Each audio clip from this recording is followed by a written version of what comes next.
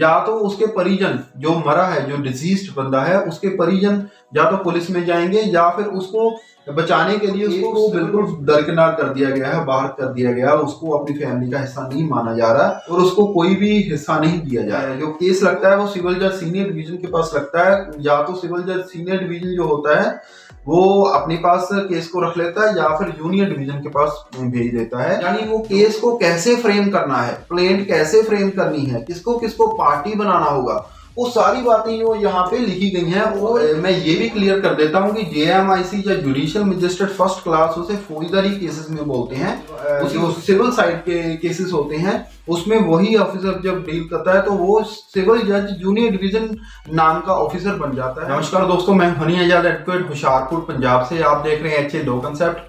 और आज दोस्तों हम एक बहुत ही अहम, बहुत ही इंपॉर्टेंट वीडियो सीरीज शुरू करने जा रहे हैं, जो कि जुडिशियल मजिस्ट्रेट फर्स्ट क्लास या हम कहें सिविल जज जूनियर डिवीजन के जो ऑफिसर होते हैं उस वो क्या कौन सा एग्जाम क्लियर करके वो ऑफिसर बनते हैं जुडिशियल मजिस्ट्रेट फर्स्ट क्लास या सिविल जज जूनियर डिवीजन, कौन सा एग्जाम क्लियर करके वो ये प्रेस्टिजियस पोस्ट तक पहुंचते हैं, जज बन जाते हैं। तो उसके बारे में हम जो वीडियो सीरीज बनाना शुरू कर दी है। आज ये पहली वीडियो होगी दोस्तों। आज की वीडियो को शुरू करते हैं। जो ये बहुत ही प्रेस्टिजियस पोस्ट है judicial magistrate first class, short में हम JMIC बोल देते हैं या हम सिविल जज जूनियर डिवीजन बोल देते हैं। उसके पेपर के बारे में हम जानने के लिए सबसे पहले हम इसके सिलेबस के बारे में जानेंगे। सिलेबस के बारे में जानने से पहले हम दोस्तों आपको मैं ये बता देना चाहता हूँ कि ये 3 स्टेजेस में जो ये पेपर कंडक्ट किया जाता है JMIC का पेपर। और ये भी क्लियर कर देता हूँ कि JMIC या जुडिशियल मजिस्ट्रेट फर्स्ट क्लास उसे फौजदारी केसेस में बोलते हैं उसी ऑफिसर को, या हम क्रिमिनल साइड में जब केसेस जो मैटर्स उसके सामने जाते हैं तो उसे हम उसी ऑफिसर को जुडिशियल मजिस्ट्रेट फर्स्ट क्लास बोलते हैं।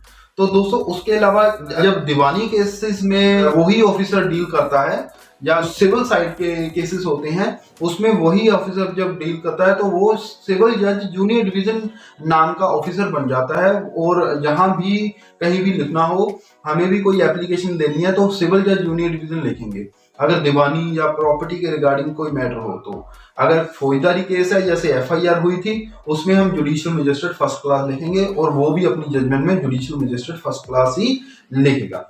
सो दोस्तों इसमें देख लेते हैं कि सिलेबस जो है वो judicial magistrate first class JMIC के पेपर के रिगार्डिंग जो सिलेबस होता है वो ये है कि 5 पेपर में जो एग्जाम कंडक्ट किया जाता है। 5 पेपर्स होते हैं जो मेंस के, बेसिकली मेंस के लिए होते हैं।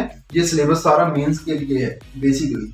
तो आपको सबसे पहले मेंस का सिलेबस समझा देता हूँ। ये जो मेंस का, इसमें 5 पेपर आएंगे। Paper number 1, paper number 2, paper number 3 and paper 4 and 5। सो दोस्तों जो पेपर नंबर 1, 2, 3 है वो तो लॉ के रिगार्डिंग है, जैसे सिविल लॉ 1, सिविल लॉ 2 और क्रिमिनल लॉ। ठीक है, जो 4 और 5 पेपर होंगे, चौथा और 5वां पेपर होगा वो लैंग्वेज का होगा। दोस्तों इसमें आप देखेंगे कि लैंग्वेज इंग्लिश और पंजाबी यानी रीजनल लैंग्वेज। कोई जो लैंग्वेज का पेपर होता है उसमें सबसे पहले इंग्लिश की बात की, जो इंग्लिश का तो ही जनरली होगा ही पेपर।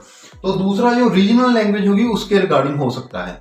तो हम यहाँ पे जो बेसिकली है ज्यादा हम बात पंजाब और हरियाणा के पेपर के बारे में करेंगे। और उसके अलावा जो यूपी का पेपर है, हिमाचल प्रदेश और राजस्थान का पेपर है, उसके बारे में भी हम ऐसी जो वीडियो सीरीज में कवर कर देंगे। सो दोस्तों जो पेपर होगा लैंग्वेज का, वहां पे 2 पेपर आएंगे, पेपर 4 एंड 5। पेपर 4 जो इंग्लिश का पेपर होगा और 5 जो होगा वो रीजनल लैंग्वेज का पेपर होगा। तो दोस्तों जनरली दोनों में जो सिलेबस है वो सेम है।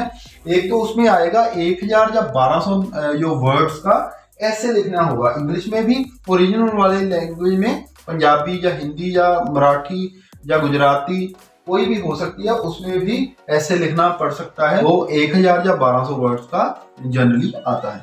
उसके अलावा दोस्तों चाहे वो हिंदी का पेपर हो चाहे वो ओरिजिनल लैंग्वेज का पेपर हो, उसमें ग्रामर का पार्ट आएगा। ग्रामर में क्या आएगा? ग्रामर में दोस्तों आपको मैं बता दूं कि ज्यादातर या तो प्रेसी आती है, फिर ट्रांसलेशन भी आ सकती है और ग्रामर के जो रूल्स हैं वो भी आ सकते हैं दोस्तों।